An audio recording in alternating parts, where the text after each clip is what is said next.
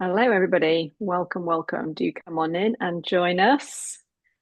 Please let us know in the chat where you are joining us from today. So, I am Joanna and I am in the UK. I'm in York in the UK. Netherlands. Welcome, welcome. Thank you so much. David Bolton from London. David, have you flown back from Rome? Because you were in Rome yesterday, weren't you? Oh, lovely. Thank you. Welcome, Kelly from Ontario. Bernadette from Kitchener. Welcome. Terry. Hello. Come on in. Fantastic to have you. Here we go. How's Francis from Loughborough? Hey, thank you. Welcome. Got Harley from Northampton in the UK. Thank you for joining us.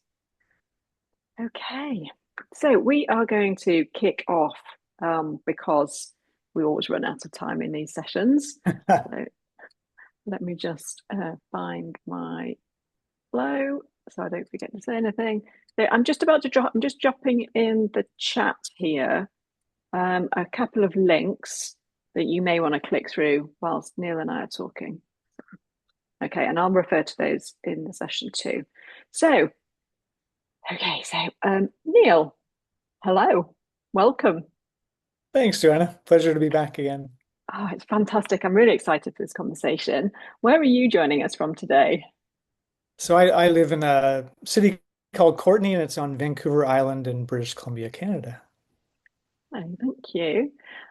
Neil and I were just talking before we went live, and in the UK here, we've had a fantastic summer, but the weather has just broken. It started to rain, and it sounds like it was similar for you. Is that right, Neil? Yeah, it's supposed to start to change today, which of course everyone in British Columbia will be happy for because we've had lots of fires this summer. Yeah, same here. Very Yeah, unusual for the yeah. UK. Anyway, okay. So for anybody that hasn't joined us before, very warm welcome to this Noi Group clinical discussion. My name is Joanna Taylor, and I am director of Noi Group Europe. And tonight or this morning, depending on where you are in the world, I am back with Neil Pearson for what I think is going to be a genuinely interesting session. I can't wait. If you caught Neil's last clinical discussion with us on pain during movement, you'll know that he brings a perspective that is unlike most voices in pain science. And today we're going to go deeper into the neuroscience of how chronic pain changes the way people experience their own bodies and what that means for how we treat them. So Mhm. Neil is a physiotherapist with 40 years of clinical experience, a clinical associate professor at the University of British Columbia, founding chair of the Canadian Physiotherapy Pain Science Division, and recipient of the Canadian Pain Society's Excellent in Interprofessional Pain Education. Did I get all that right, Neil? Yeah, I think so. Yeah. Okay. And he is also a certified yoga therapist. And as we discovered last time, this background gives him a clinical lens that is genuinely distinctive. So, Neil, could you just tell everybody in the audience just briefly what your current week looks like? What are you working on in a Oh week? gosh. Wow. So I work 3 days a week at a interdisciplinary pain management program for exclusively for Canadian military veterans Okay. who have chronic, they call it chronic musculoskeletal pain, but they also have mental health issues, and the Mm. majority of them have substance use issues as well. So we're a team working with them. Um, Definitely the hardest job I've ever done in my life. Like the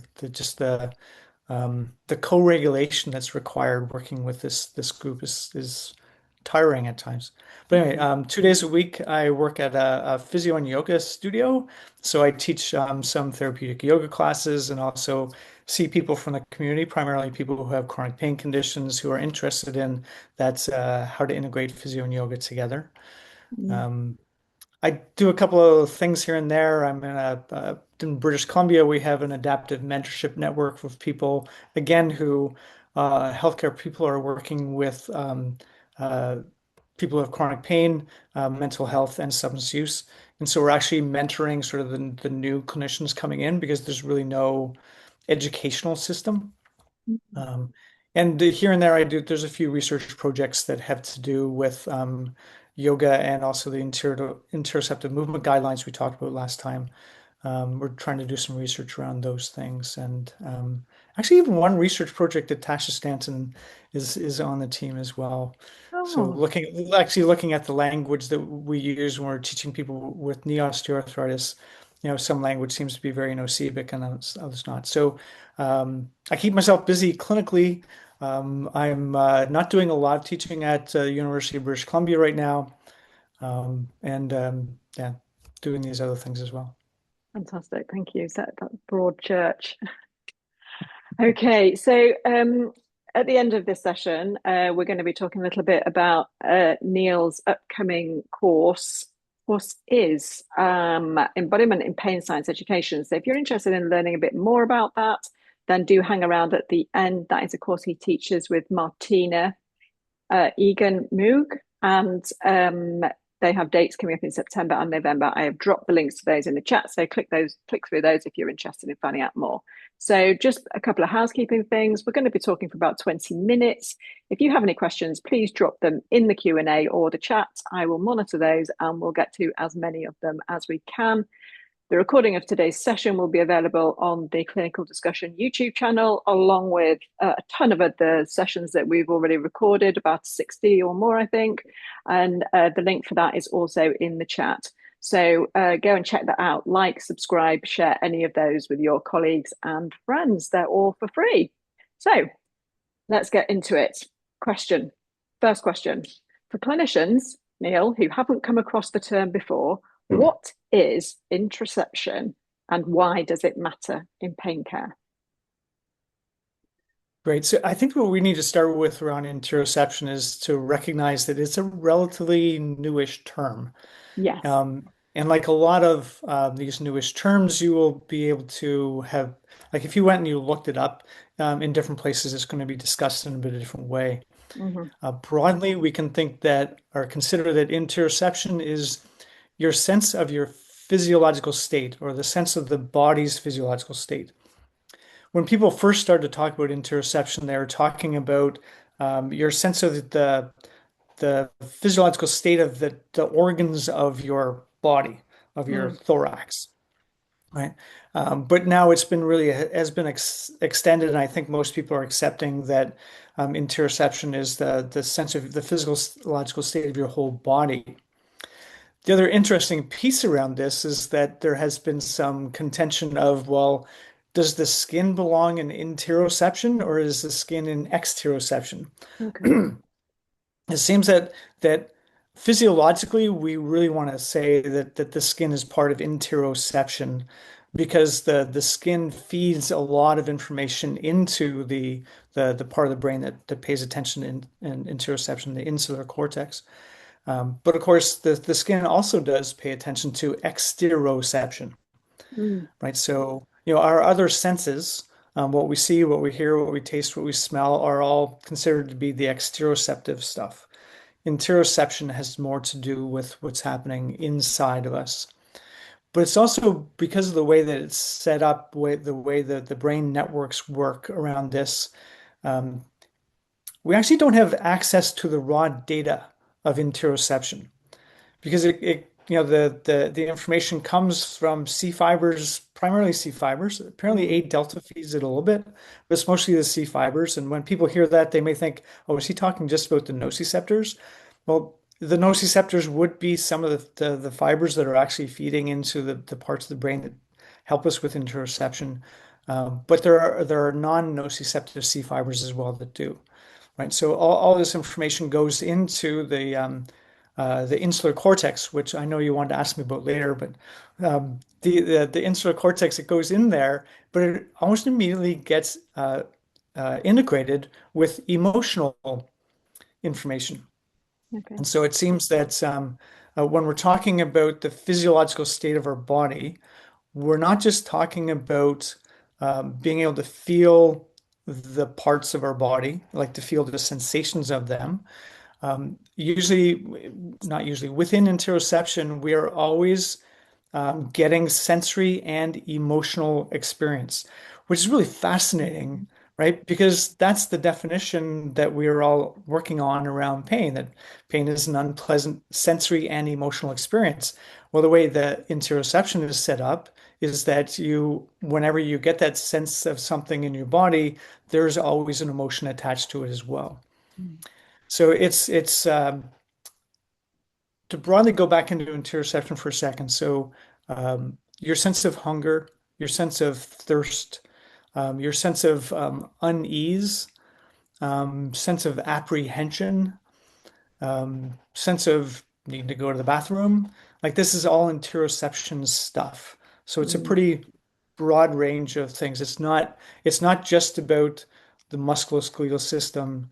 And certainly it's the when you get these sensations in your body, there seems to be emotion stuff attached to it, and that's partly because of the way the system is set up. Mm. Whew, that's big, eh? Yeah, that is big. So the neurons that are feeding this are detecting chemical things, they're detecting mechanical things, they're detecting thermal things. What else? They detect things that are happening in the autonomic nervous system. They're, once it gets into the Mm. brain, it's getting integrated with, all of your past, all the brain's predictions, like all that stuff is getting Mm. fed through. And what we actually become conscious of is the integration of all this information together. Mm. Okay, that is cool. Right. Okay. So So, if I can just say one other thing about it. So proprioception, the sense of where your body is and how it's moving through space. Um, again, there's not a consistent statement around this, but a lot of people would say that proprioception is a part of interoception. mm. Because interoception also has to do with your sense of your body, um, the ownership of your body, and proprioception is often considered to be part of that. But I think that's one area where there doesn't seem to be a lot of consistency is where does proprioception fit with interoception? Because they're Mm. obviously different, right? One is about where your body is and how it's moving. The other one is about sort of how it feels more than that more technical information. Yeah, brilliant. Thank you. You've made a really big topic there. Very understandable. Mm. Thank you. Um, Okay. so why is it important to have a sense of this for pain care? Well, I think the first thing is for us to provide, the most effective pain care, we need to understand pain as best as we can. Mm. The scientists would say that pain is actually one of the interoceptive experiences. And so if we're going to understand pain, we're really going to need to understand how does interoception work. Mm. So like this, the foundational information there, I think is important. We know that when people have persisting pain, that the nervous systems start to change the way that they're functioning. And our connection with our body, our ability to feel our body, our ability to discern like one thing from another when we're experiencing something in our body, Mm. these things can get distorted when pain persists. So we can get these alterations of interoception where a person may become less aware of. It's interesting. A lot of people become less aware of the sensations of their body, even though they become way more aware of the pain itself. The person can tell you, like some people with lower back pain, they can Mm. tell you all these details about their lower back pain. And then if you ask them to tell you about what do they feel besides the pain in the lower back, which usually gets the person to look at you a little bit oddly and say, well, can you feel the sensation of your mid back? Or can you feel the sensation of your upper back? Or can you feel sensation of your chest? Okay, so you can feel sensation there. Okay, go down to your lower back now. Notice the pain for a sec, and then see if you can look under the pain or around the corner of it or something and try to find the non-pain sensations of your body. Mm. And some people are actually really shocked because they get there and like, I don't really feel my back anymore. What I feel is the pain. Like all that other stuff I can feel in the non-pain areas of my body, I can't feel that Mm. in the area of my lower back. And I know Lorimer did some research on this years ago where got people to draw he had the upper body, a line diagram of the upper body, and then from the pelvis down, and asked people Hmm. just to draw a line between the two parts. And a number of people had a hard time drawing it, or it seems to be distorted. And that seems to be the same sort of thing where the person has Mm. lost connection with that interoceptive data from the painful area of their body. Anyway, Mm. back to your questions, right? Is when we have pain, there can be disruptions of how we feel our body. And it seems to be, and this is the area where we have to have a whole lot of uncertainty in the language around it, because it's like, well, why would that be important to work on? Like, should we be trying to help people to be able to feel the innocuous sensory data of their body? Should we be getting doing things with people to try to change those distortions of the body back so you can actually feel your body, the right size, the right shape, the right sort of intensity? Mm. And we don't have a lot of research around this, but clinically we see that when there are those distortions, that helping people to be able to feel their body as it is can be helpful with the pain.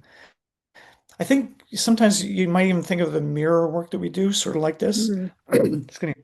When a person has pain in their one hand and then they're looking at the mirror image of their other hand, it's like the interoceptive cortex is being fed now this information Mm. that's that's trying to, we could say it's trying to take the distortion away, or it's trying to give the person or the brain this sensory data that's more accurate as to what's really going on. Mm. Okay, brilliant. Wow, there's loads in there. Absolutely loads. So r moving on, Yeah, you briefly mentioned this before, but what is the insular cortex and what right, role does that play in how people experience pain in their bodies? right. So the insula or the insular cortex, if you looked at the side of the brain, everybody probably can remember the lateral fissure, the lateral sulcus. So the insular cortex is deep inside there on either Hmm. side. And there actually are, when I was looking up recently around this, there are some people who say that there actually is an insular lobe. So some people are saying we don't actually have four lobes of the brain, we have five, and the fifth one is the insular lobe. That it has that much importance to the brain. We should be thinking of it that way. Um, some people will call it the limbic sensory cortex. Hmm. And I've read other people call it the primary sensory cortex of interoception, right? Hmm. So it's a part of the brain that is taking in, excuse me, interoceptive data and integrating that with a lot of emotional data, and then creating, um, it's really creating, it's part of creating emotions that we feel in our body. It's part of creating our sense of agency, Hmm. even the sense of I-ness that this body part that I'm seeing is me. That seems to be a big part of what the insula is about. Um, there are some people who are studying, consciousness, and they say that the insula has a role to play around consciousness as well. Okay. Um, and even there doesn't seem to be a part of the brain that has to do specifically to do with time, awareness of time, but the insula seems to play some role in differentiating past, present, and future. So it seems to have Okay. this fairly sort of broad roles. Okay. And so now we understand, now you've explained what that is. How does that affect people's ability, or what we've just talked about? How does the interoceptive awareness, um, affect people's ability to engage with uh, the education that clinicians are in trying to give their Mhm. patients? And there's a Yeah, second part to that, which is what does it, understanding this, what does it make you do differently? right. So how does it affect the patient and their ability to understand? And then as a clinician, what Mhm. may that make you do differently? Yeah. So I think in terms of when we're educating people about pain and about pain science, I think um, I don't know that distortions of interoception have a significant effect on how we would educate people. But Hmm. I think helping a person to recognize that those things are happening. It's because the person often will tell us this information, right? It's their experience. Um, and sometimes people are hesitant to tell us this because it sounds so kooky. You know, Mm, a person saying, I can see that this is my arm, but it doesn't really feel like it's mine. I mean, people would be hesitant to say this, unless there was a good rapport. I mm, actually had a patient one time told me, I've not told anybody about this because they think I'm lying. I don't need them to think I'm crazy as well, yeah. right? So Yeah. anyway, when people have this experience that their body feels different than they think it should, this is a really, really great example to say to someone, this is a nervous system change that is associated with chronic pain. We can't Mm, say, caused by, but we definitely see a lot of people who have persisting pain have these changes in the nervous system that give you the experience that you have, which of course is, validating to the person that, it's real and it's something that we have some understanding about.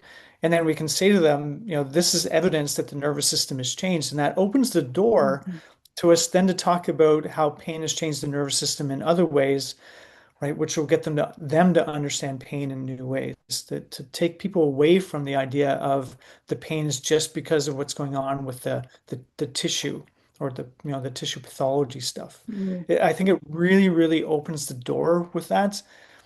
I think it's also a really great way to build rapport with a person that, yeah. when the person can hear us say, we see this. And it's something that we believe, not only that we believe we can influence, but what we find is that when people start to feel their body in the way it's sort of supposed to feel, which I know there's all sorts of problems with me saying that, but you get the idea, right? Mm, Is that there for a lot of people the pain diminishes. As an example, I worked with a woman years ago who had everything seemed right. She had an L5 nerve root compression from a disc bulge. Um, her whole history said that, her MRI said mm, that, her objective examination said it. Everything fit. She went in for the surgery, and before the surgery, she had that really straight line of pain down her leg. When she woke up after the surgery, that was gone, but her whole leg was painful. And she described it was that like it was like her leg was about an eggshell thick, and inside was nothing but pain. The whole thigh, the whole knee, lower leg, ankle, foot, toes. It mm, was just full of pain. And so we started to get her to do a practice where I got her to pay attention to the sensations of her other leg. And we went through like feel your toes, feel like the sole of your foot, the top of your foot, and we'd spend like 10 or 15 minutes just feeling the innocuous sensory data from the other side. And mm, then got her to come over to the pain, the leg that had all the pain, and get her to acknowledge the pain for a sec, but then to go looking for those sensations. And so we had her sort of going back and forth. And at first you said, I can't feel it on I can't feel any of those sensations in that leg. mm, But within a couple of days of guiding her through this, she said, it's almost like I got a little bit of a glimmer of almost like I could feel something, and but then it got covered up by the pain, which gave her some hope, and so she kept on working on it. But over time, she started to be able to feel the non-pain sensations of her painful leg as well. And the more that she started to feel that, the less intense the pain actually started to get. right. She got to the point where she could actually spend time feeling the non-pain leg, then go over and find all those sensations in the pain leg, and would make the pain almost go away. It Okay. was temporary. It came back, a couple hours later again, but she was starting to regain some influence over it. I can't explain exactly how that works. Like, why would it happen and then fade away again, other than Mm, neurophysiology things. But anyway, the idea of giving you that example is this is the kind of thing that we see is that when people start to be able to feel the innocuous sensory data of their body, or they start to be able to feel that their hand that felt swollen, it doesn't feel so swollen anymore, or mm, their arm that was vague, they can actually feel it with more sort of clarity again. That when these things happen, there is often a decrease in the intensity of the pain. And of course, what's really great is the person in front of us is the person who's causing it, right? The activity that we are guiding them through is something that they're doing, which gives them the, hey, not only is pain changeable, but I have some influence over it, which of course Mm, then gets the person drawn in and say, well, if you can change it here, let's see if we can change it over there too. Maybe we need to get you to be able to bend forward with more ease. So let's see if we can change that as well. It's mm. yeah. Brilliant example. Thank you. That really helped me to understand. So, uh, in your in your embodiment in pain science education course that you do with Martina, Mm, interoceptive movement guidelines are one of the core practical tools. And mm, we talked about these last time in our previous session, which mm. is in the on the YouTube channel. So how does what we've discussed today connect to those guidelines?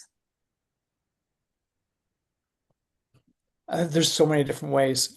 So part of what we're trying to do with the interoceptive movement guidelines is get people to pay attention to interoceptive experiences or data, Mm, or what we want to call it. We're working with this idea that discernment's important, that paying attention to just one data points or one alarm system is not going to give you the best guidance as to how to approach movement. And so, what we ask people to do is to pay attention to the feeling of their breath, trying to calm their breath, which would be one mm, interoceptive experience. We're asking people to learn how to and pay attention to keeping their muscle tension low, which would be another interoceptive experience. mm, We're asking people to pay attention to whether it feels safe, right? So we may think that asking the question, "Do I feel safe doing this?" is a very cognitive thing, but if you don't feel safe, it's a very visceral thing, right? We tend to mm, feel that as an emotional experience, not just as a thought, right? So the movement guidelines have to do with, do I feel safe? Will I be okay later? Which are getting at these sort of homeostatic emotion mm, bits. Um, and then calming breath and calming muscle tension are really trying to work on those um, aspects of interoception. But the fifth part is actually the pain itself, getting the people to pay attention to pain, their breath, their muscle tension, and their mind is just getting them to pay attention to multiple experiences to give them the best sort of approach forward. And I gotta say that it extends in two ways. One is that if you look at the way interoceptive sort of raw data is integrated, this mm, is what the way it happens in the human, right? As you integrate it with all this other information to come up with the experience that we have consciously. And so it's like we're trying to get people to do that from a conscious place to start with, is to mm, notice these things of your body and use that as information as to how to move forward rather than just paying attention to your pain, which is what most people tend to really focus on. mm. And the other thing I think that's important about the movement guidelines is they really fit well with the idea of DIMS and SIMS, because the idea of if you can calm your breath and if you can calm your muscle tension, we believe like this is a lot of evidence of safety.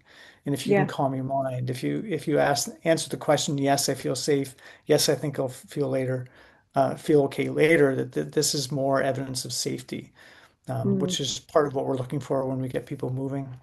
Yeah, fantastic. A brilliant explanation of a huge topic and condensed very, very quickly. Well done, Neil. And Carol Hughes in the audience, thank you, Carol, has just said that this is very like a mindfulness meditation body scan. Yes, 100%. Absolutely. Yeah, Yeah, there's a lot of the techniques from mindfulness, a lot of the techniques from yoga, the other contemplative practices that really, really fit well into um, this whole idea of embodiment and the whole idea of yeah, interoception. yeah. And there are some blog posts, if I'm not mistaken, that you and Martina have written around this sort of area. Is that right? Yeah, we actually wrote four blog posts that had to do with the sort of the intersection of pain science and yoga. So Hmm. it relates to some of these things as well. Yeah. Yeah, fantastic. Thank you. Well, Neil, there we go. Half an hour has gone just like that. Wow. Where does it go? I love hearing. I love listening, and it's such a fascinating subject. And I absolutely love your take on the whole Noi. the whole portfolio. I love this new course that you and Martina are teaching and delivering. I think it's absolutely brilliant. So, um, I, we are just going to talk for a few minutes about the pain science education um, embodiment in pain science education course. So, Neil, very Mhm. briefly, could you just explain to the audience how what we talked about today and in our previous session, how they fit into the course and what somebody might expect to take away if they actually came and did it? It's a 3 hour online course, isn't it? That's right. Yeah. Yeah, actually three and a half. 3.5, yeah, that's Three right. and a half, Yeah. yeah. So, Yeah. how does this fit in, and what could somebody expect to learn from Mhm. doing that course with you and Martina? Yeah, thanks. So the embodiment and pain science education course is really looking at the integration of those two things of, what is embodiment? Hmm. And we spent a whole bunch of time at the beginning where Martina does this fantastic job of taking you through embodiment from different perspectives and getting into a pretty deep dive into the neuroscience behind it and what we understand about it.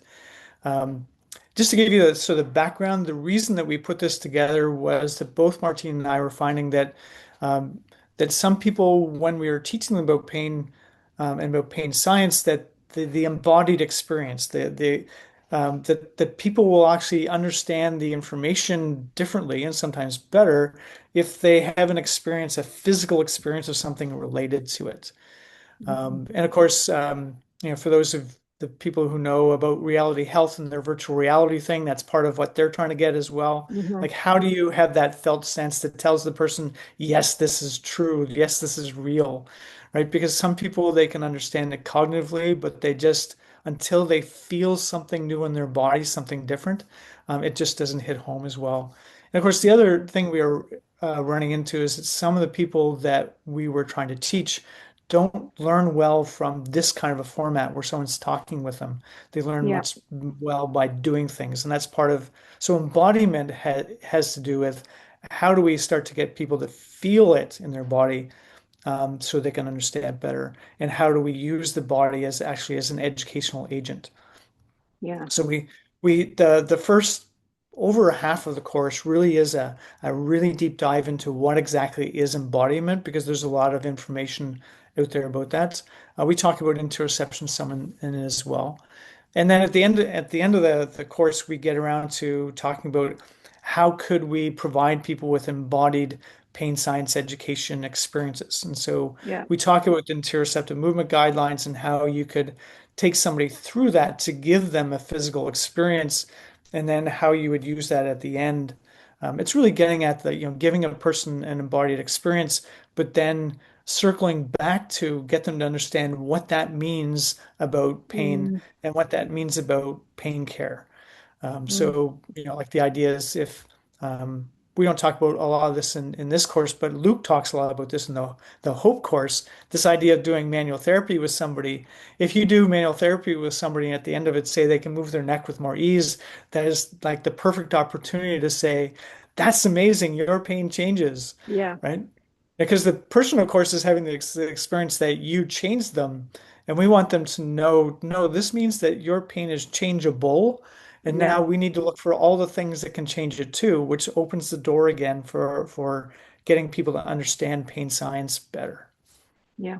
That's fantastic. And you do take people through some practices, don't you, in the course, I Yes. believe, Yeah. which actually gives Yeah. them the experience themselves, which is one of the things that we've had some of the best feedback about. So Oh, that's great. really wonderful. We've had some fantastic feedback about the about this course, and we're all excited about it at Noise. So, um, if you are interested, the links are in the chat. Do click through, check them out. We've got a session in September on the 18th, and that is in the Australia, Canada, US time zone. And we have a second session on the 10th of November in the European, Canadian, US time zone. So you can attend one of those live, and those courses are fully recorded, and you will have access to the recording for, I think, Mhm. 3 to 6 months. I can't remember, but there'll plenty of time to rewatch it. So thank you, Neil. What a fantastic session again today, and we've had some lovely comments in the chat. Thanking you for everything that you've talked us through, and thank you to everybody that's joined us live. And if you're watching on replay, thank you again for your interest. Absolutely brilliant to share these clinical discussions with you. We do enjoy doing them. So, Neil, I shall see you again soon, hopefully, in the Okay. autumn, and we'll do another one of these. And everybody, have a good rest of your day. Take care, and we'll see you again soon. Thanks, everyone. Bye.